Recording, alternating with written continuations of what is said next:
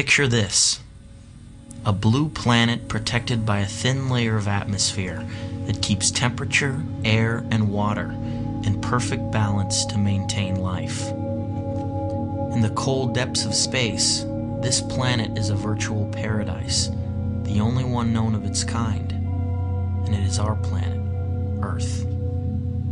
But something is wrong. The life-sustaining systems on this planet are breaking down. What happened? Us. Human civilization and our relentless consumption has brought this planet to the brink. But specifically, our destructive addiction to one single resource may push us over the edge. And that resource is oil. Oil is essentially ancient sunlight.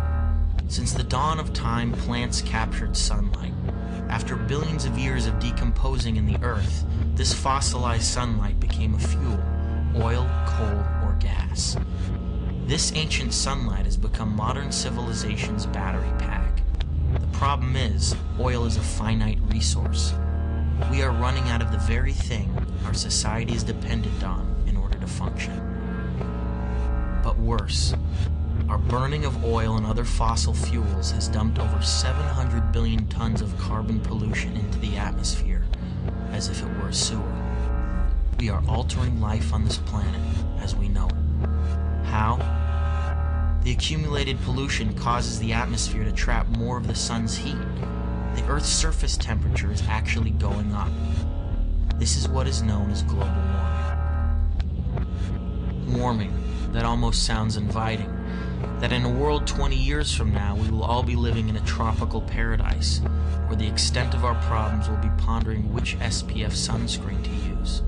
But don't be fooled. Thousands of climate scientists agree that global warming is not only the most threatening environmental problem, but one of the greatest challenges facing all of humanity. The 1990s alone have been the warmest decade of the entire millennium. Temperatures have already gone up by 1 degree Fahrenheit in the last century. Maybe that doesn't sound like a lot, but it is.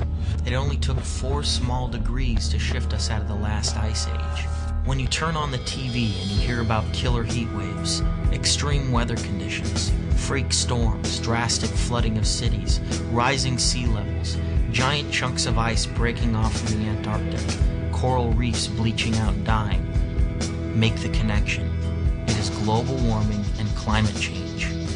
In the face of this disaster, what have big corporations and politicians done about it? Unfortunately, not enough. The fact is they've gained too much money and power off our addiction to oil. This makes them dangerously resistant to change. But are we? We must demand a separation between oil and state. We can get off oil and slow down global warming. We can use energy more efficiently and support renewable, clean energy sources, new green technologies that don't burn carbon like hydrogen fuel cells, wind and solar power. We can vote for leaders who care about protecting your health, the air, and the environment. We can support nonprofits who are making a difference. We can be environmentalists.